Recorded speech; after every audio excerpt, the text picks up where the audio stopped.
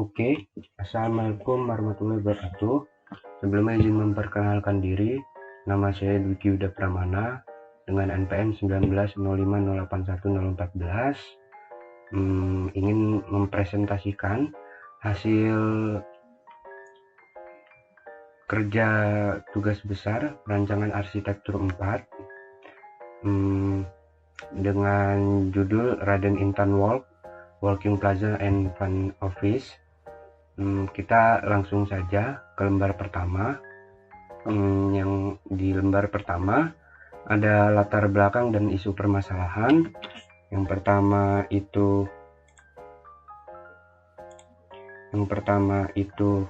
latar belakangnya. Latar belakang ada Kota Bandar Lampung merupakan salah satu dari banyak kota metropolitan di Indonesia dengan populasi penduduk 1.166.066 jiwa. Saat ini, Kota Bandar Lampung merupakan pusat jasa, perdagangan, dan perekonomian di Provinsi Lampung yang menjadikan hal ini terbentuknya Raden Intan Walk. Isu dan permasalahan dengan semakinnya berkembang, Kota Bandar Lampung semakin sedikit pula lahan terbuka hijaunya, sehingga menyebabkan kurangnya interaksi antar masyarakat. Dalam hal ini pula, Kota Bandar Lampung membutuhkan ruang publik terbuka dengan akses pejalan kaki yang memadai. Selain daripada hal tersebut, Kota Bandar Lampung juga memiliki iklim tropis dan intensitas matahari yang cukup tinggi dan curah hujan yang cukup intens pada tapaknya. Untuk lembar selanjutnya ada konsep and plan. Untuk yang pertama itu ada zoning aktivitas. Untuk lantai paling atas saya letakkan service, yaitu area service diletakkan pada lantai paling atas. Mengapa diletakkan pada lantai paling atas? Karena untuk memudahkan pengecekan dan tidak mengganggu pengunjung. Yang untuk lantai 2-nya ada kantor sewa atau rental office, yang merupakan bagian kantor sewa yang dilengkapi dengan pencahayaan memadai dan dilengkapi dengan area terbuka untuk menghilangkan stres, yaitu berupa balkon. Pada kantor sewa ini juga kita bisa menghadap ke arah plaza, ruang terbuka, plaza yang ada panggung hiburannya begitu. Untuk lantai satunya itu full zona perdagangan yang dilengkapi dengan fasilitas-fasilitas. Area ini memiliki retail besar maupun retail kecil, disertai dengan adanya selasar yang optimal bagi jalan kaki. Selain itu, pada zona ini terdapat plaza yang dilengkapi panggung musik hiburan. Untuk lantai paling bawah itu ada area parkir dan fasilitas. Pada area ini memiliki kapasitas parkir mobil ataupun motor yang cukup memadai. Pada zona ini juga dilengkapi dengan fasilitas galeri ATM untuk mempermudah pengunjung setor tunai ataupun penarikan tunai. Selanjutnya ada konsep material yang saya pilih pertama kali adalah beton. Penggunaan beton ini pada bangunan sudah menjadi hal yang wajar karena kuat tahan terhadap iklim dan perawatannya yang mudah. Selanjutnya materialnya adalah kayu. Material kayu digunakan pada bagian interior. Pemakaian kayu pada interior juga menimbulkan kesan yang hangat dan nyaman. Rockwool sendiri ini material yang saya pilih, digunakan sebagai lapisan kedua material, berfungsi sebagai meredam suara dari arah stasiun atau rel kereta api pada site. Material selanjutnya ini ada bambu. Pemakaiannya pada fasad menjadi hal yang menarik karena memiliki daya tahan yang tinggi dan terkenal kuat dan kokoh. Selanjutnya ada kayu ulin. Kayu ulin sebagai fasad pada bagian atap bangunan dikarenakan memiliki sifat seperti besi, kuat, keras, tahan rayap, dan tahan pada perubahan suhu. Kayu ulin sendiri diaplikasikan pada secondary skin.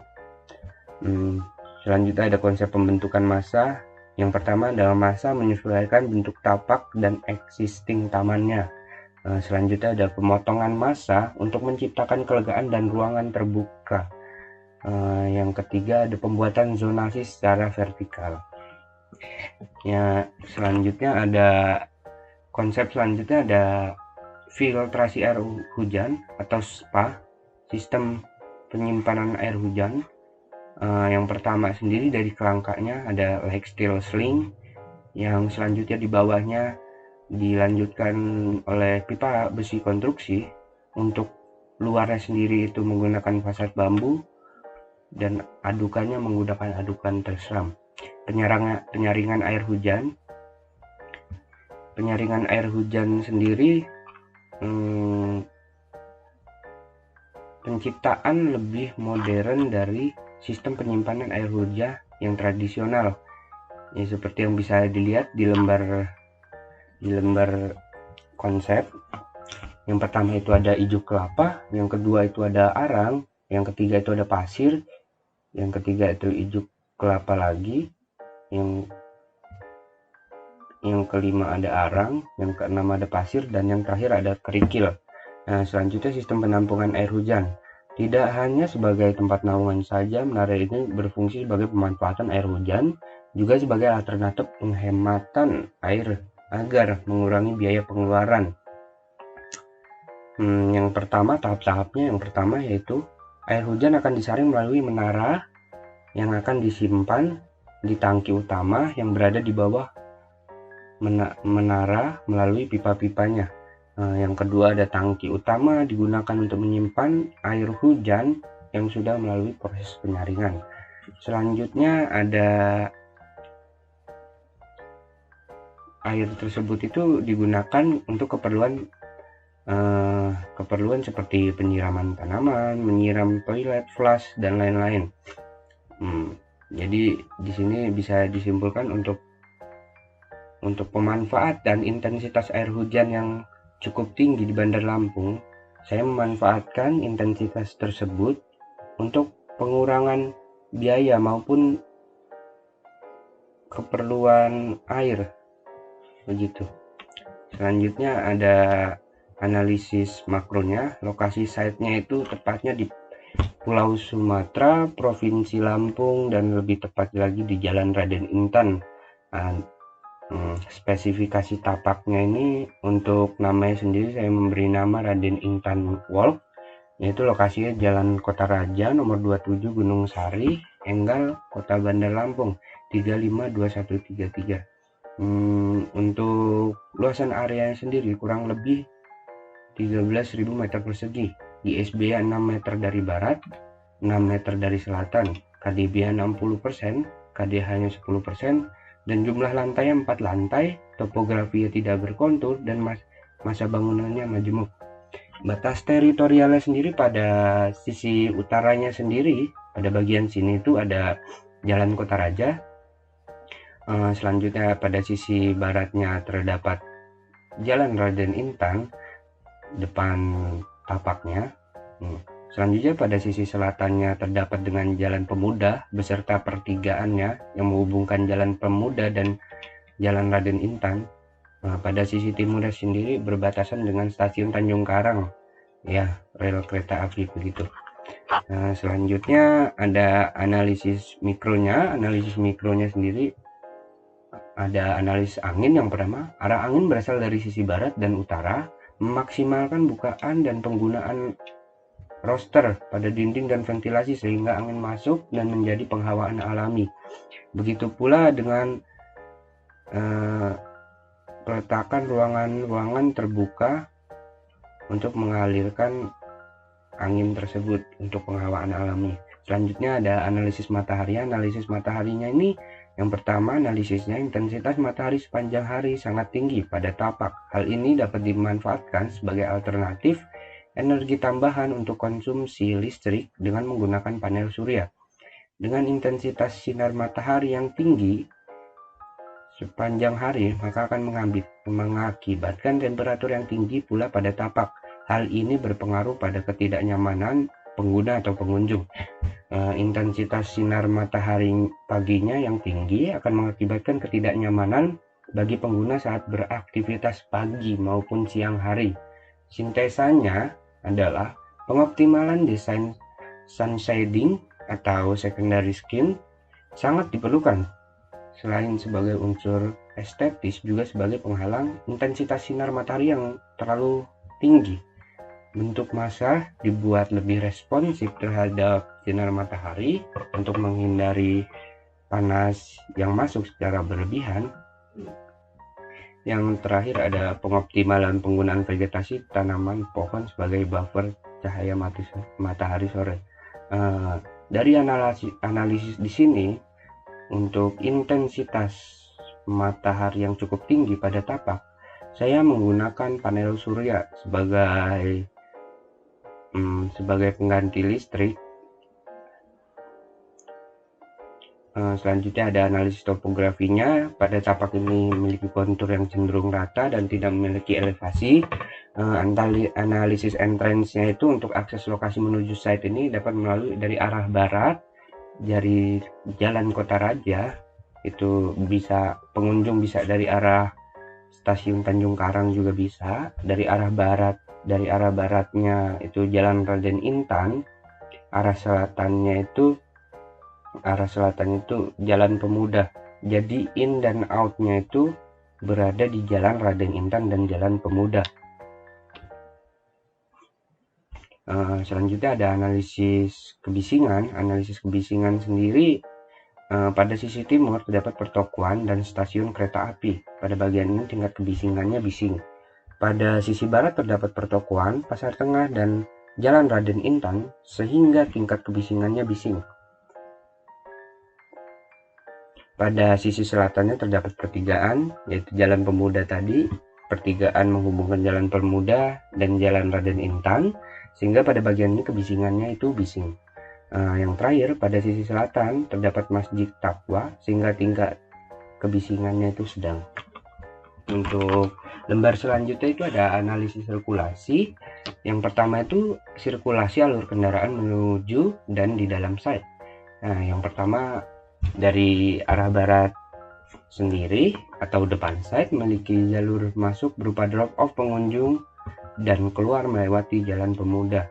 Yang kedua ada dari depan site juga memiliki jalur masuk menuju parkiran basement atau parkiran outdoor yang keluar melewati Kota Raja.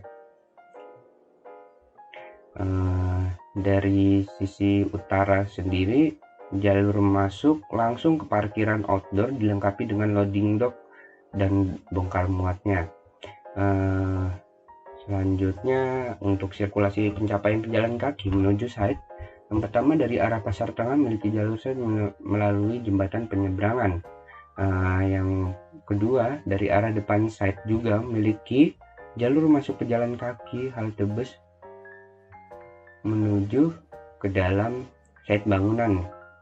Yang ketiga pada sisi utara memiliki jalur pejalan kaki dari arah Stasiun Tanjung Karang menuju lantai 2 itu melalui selasar dan melalui tangga. Yang terakhir dari arah selatan mempunyai jalur pejalan kaki berupa jalan setapak yang diperuntukkan bagi ojek online, lebih tepatnya kawasan ojek online. Yang selanjutnya ada analisa view-nya. Yang pertama ya bagian A-nya itu ada pertokoan Pasar Tengah, yang kedua ada pertokoan Jalan Pemuda, yang ketiga itu yang C terdapat perlintasan kereta api dari Stasiun Tanjung Karang, dan yang terakhir yang D terdapat Masjid Taqwa dan Jalan Kota Raja. Lembar selanjutnya ada analisa vegetasi. Sintesanya pengoptimalan penggunaan vegetasi tanaman sebagai buffer cahaya matahari sore. Selanjutnya pemberian pepohonan pada area parkir sebagai peneduh dan penunjuk. Yang ketiga ada pemberian pepohonan pada area pedestrian sini sebagai peneduh pejalan kaki. Yang terakhir ada pemberian vegetasi pada sekeliling dan di dalam bangunan sebagai penyejuk lingkungan. Untuk vegetasi sendiri yang saya pilih, yang pertama itu ada pohon tanjung, palem kipas, pohon pucuk merah, pohon ketapang, keladi tricolor, dan pakis haji. Oke, selanjutnya ada studi presidennya. Studi presidennya saya mengambil dari Hartono Mall Jogja, merupakan salah satu pusat perbelanjaan di utara Jogja, tepatnya di Jalan Ring Road Utara. Mall ini diklaim sebagai salah satu mall terbesar di Yogyakarta, bahkan Jawa Tengah. Mall ini beroperasi sejak 2015 lalu dengan jumlah tenan sebagai 300 yang tersebar di 6 lantai. Hartono Mall Jogja ini memiliki koridor selebar 6-8 meter yang saya aplikasikan pada selasar di bangunan saya dan memudahkan pengunjung, yang tujuannya memudahkan pengunjung untuk bersirkulasi mengelilingi mall tersebut. Beberapa ancor tenan pada Mall Hartono adalah Matahari dan Parkson yang diberi tempat seluas 2 lantai. Mall ini juga memiliki tenan-tenan dengan luas ruang yang berbeda. Berdasar kajian yang saya ambil di atas, sirkulasi yang efektif untuk mall selebar 6-8 meter dengan mempertimbangkan sirkulasi yang baik untuk pengunjung dan membuat mereka tidak merasa bosan.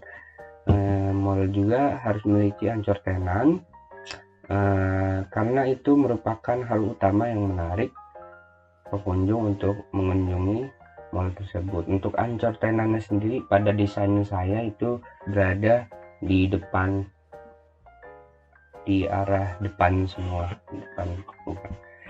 Untuk lembar selanjutnya ada side plan-nya sendiri ini yang berwarna ungu itu ada lobby, yang hijau toska itu ada food court, yang oranye itu ada retail kecil, yang merah itu ada retail besar, yang hijau itu ada plaza atau ruangan terbukanya,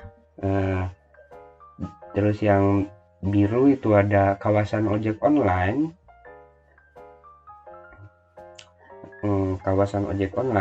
dan yang terakhir itu ada haltenya pada depan saya. Kawasan ojek online ini saya sediakan karena saya sediakan di dekat food court karena kita untuk mengantisipasi orderan makanan secara online begitu agar tidak mengganggu pengunjung lainnya. Oke, dilanjut dengan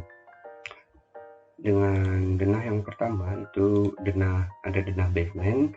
Terdapat fasilitas antara lain counter bank, galeri ATM, dan WC pria maupun wanita, beserta parking slot mobil ataupun motor. Untuk ke arah masuknya sendiri itu melalui pintu itu langsung ke selasar, disambut oleh counter bank dan galeri ATM. Terus disediakan ram bagi disabilitas dan tangga untuk maslahat umum naik langsung menuju ke plaza. Dilanjutkan dengan denah lantai 1 yang pertama. Pada bagian kanan sendiri ini ada spa atau sistem penyimpanan air hujan yang sudah dijabarkan tadi, dan selanjutnya di atasnya ada food court. Food court ini berbentuk layout, terdapat ruang penyajian, dapur, ruang makan indoor, ruang makan outdoor, terus difasilitasi dengan WC laki-laki maupun wanita dan ruang laktasi. Dilanjutkan masuki bagian zona perdagangannya. Zona perdagangan sendiri ada berupa retail besar maupun retail kecil gitu. Di tengahnya ada plaza atau ruang terbuka beserta panggung musik hiburan. Paling kiri sini ada gudang yang terhubung langsung ke loading dock dan ada ruang AHU. Selanjutnya untuk lantai 2-nya ini ada zona rental office atau kantor sewa, difasilitasi dengan musola, tempat wudhu pria maupun wanita, terus ada toilet, pria maupun wanita. Terus ada balkon untuk penyegaran setelah dari kantor begitu. Terus ada tangga menuju arah lantai 3. Untuk tangga sebelah sini sendiri itu ada eskalator naik atau turun, itu langsung menuju ke arah plaza. Untuk bagian kirinya sendiri itu ada tangga yang terhubung langsung ke area parkir outdoor. Jadi ini menghubungkan pengunjung dari arah Jalan Kota Raja atau stasiun Tanjung Karang langsung menuju ke dalam bangunan begitu.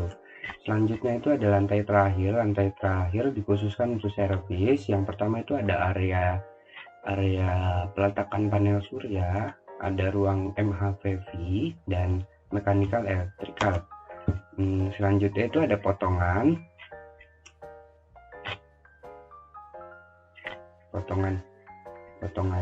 Nah, ini ada selasar yang saya sebutkan tadi langsung terhubung ke lantai 2, itu ke zona kantor sewa. Untuk basementnya sendiri langsung terhubung ke arah zona perdagangannya di lantai 1. Untuk menghubungkan lantai 1 dan lantai 2 itu terdapat eskalator. Selanjutnya ada potongan BB-nya. Potongan BB-nya sendiri ini ada